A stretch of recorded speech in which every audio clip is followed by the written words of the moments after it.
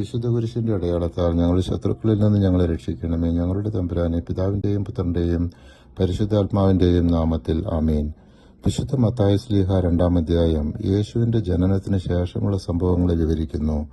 ജ്ഞാനികളുടെ സന്ദർശനം, തിരുക്കുടുംബത്തിന്റെ ഈജിപ്തിലേക്കുള്ള പലായനം, ഹെറോദേസിന്റെ മരണശേഷം യോസേപ്പിതാവിനുണ്ടായ സ്വപ്ന ദർശനത്തിലൂടെ അവരുടെ ഇസ്രായേൽ ദേശത്തേക്കുള്ള തിരിച്ചുവരവ് എന്നീ സംഭവങ്ങളാണ് ഇതിൽ വിവരിച്ചിരിക്കുന്നത്. യഹൂദ്യ ദേശത്തിലെ ബെത്ലഹേമേ, നീ യഹൂദ്യ പ്രഭുക്കന്മാരിൽ ഒട്ടും ചെറുതല്ല.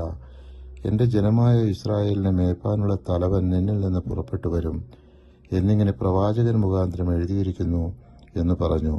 വിശുദ്ധ മത്തായി 2-ാം അധ്യായം 6-ാം തിരുവചനം. യേശയ്യ 11:1, ജെറമിയ 23:5, സക്കറിയ 6:12 എന്നീ തിരുവചനങ്ങളുടെ പൂർത്തീകരണമാണ് ഇവിടെ കാണുന്നത്. അവൻ നസ്രായൻ എന്ന് വിളിക്കപ്പെടുമെന്ന് പ്രവാചകന്മാർ മുഖാന്തരം അരുളി ചെയ്തത് നിവൃത്തിയാവാൻ തക്കവണ്ണം നസ്രത്ത് എന്ന ഗ്രാമത്തിൽ ചെന്നു പാർത്തു. വിശുദ്ധ മത്തായി 2-ാം അധ്യായം 23-ാം തിരുവചനം. വിശുദ്ധ മത്തായി 3-ാം അധ്യായം യോഹന്നാൻ സ്നാപകന്റെ ശുശ്രൂഷ, മാനസാന്തരത്തിനുള്ള വിളി, യേശുവിന്റെ സ്നാനം എന്നിവയെക്കുറിച്ചാണ്. ഇതിൽ സ്വർഗരാജ്യം അടുത്തിരിക്കുന്നു എന്ന സന്ദേശം, യോഹന്നാന്റെ കടുത്ത മുന്നറിയിപ്പുകൾ, യേശുവിന്റെ സ്നാനത്തിൽ പരിശുദ്ധാത്മാവിന്റെ പ്രത്യക്ഷീകരണം എന്നിവ പ്രധാനമാണ്. ഈ അധ്യായത്തിലെ ആത്മീയ സന്ദേശം: 1. മാനസാന്തരത്തിന്റെ ആവശ്യകത.